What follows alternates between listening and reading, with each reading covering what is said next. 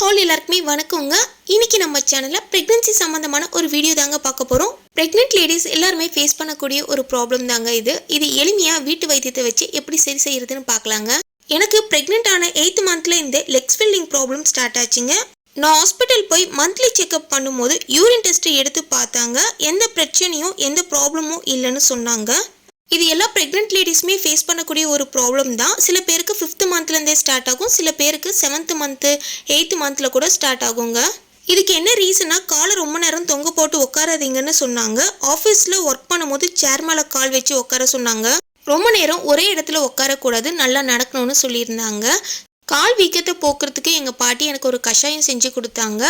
தனியா, சோம்பு, மிளகு, சுக்கு. ஸோ இது எந்த அளவுன்னு பார்த்தீங்கன்னா, தனியா வந்து ஒரு கப் அளவு எடுத்துக்கிட்டாங்க, சோம்பு 3 டேபிள் ஸ்பூனு, மிளகு 2 டேபிள் ஸ்பூனு, சுக்கு வந்து ஒரு 5லேருந்து 6 சுக்கு எடுத்துக்கிட்டாங்க.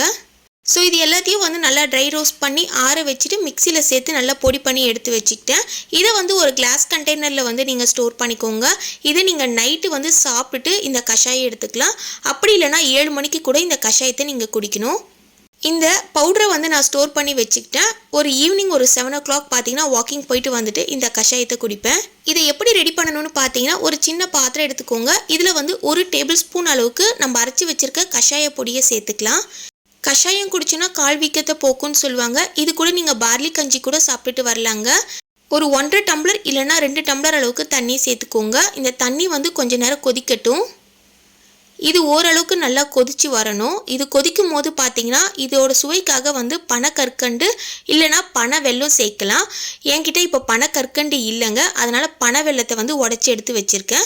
பனக்கற்கண்டு கிடைச்சா ரொம்ப நல்லது, அதையே கூட நீங்கள் சேர்த்துக்கலாம். இது கொதி வர டைமில் தான் இதை நீங்கள் சேர்க்கணும். இந்த கஷாயம் சுண்டி 1 டம்ளர் அளவு வர வரைக்கும் நல்லா கொதிக்க வைங்க. இது கொதிச்சதுக்கப்புறமா வடிகட்டி எடுத்து வச்சுக்கோங்க. இதை வந்து கொஞ்சம் மிதமான சூட்டில் எடுத்துக்கணும். இதை கொஞ்ச நேரம் ஃபேன் காற்றுல ஆற வச்சுட்டு நான் ஒரு 7:30 மணிக்கா இந்த கஷாயத்தை குடிக்கிறேன். எப்போவுமே நைட் டைமில் மட்டும்தான் இந்த கஷாயம் எடுத்துப்பேன். ப்ரெக்னன்சி டைமில் ஃபேஸ் பண்ணக்கூடிய ஒரு முக்கியமான ப்ராப்ளம் என்னென்னு பார்த்தீங்கன்னா லெக் ஸ்வெல்லிங். ஸோ இந்த கால் வீக்கம் வராமல் இருக்கிறதுக்கு இந்த கஷாயத்தை வாரத்தில் ஒரு 3 முறையாவது எடுத்துக்கலாம்.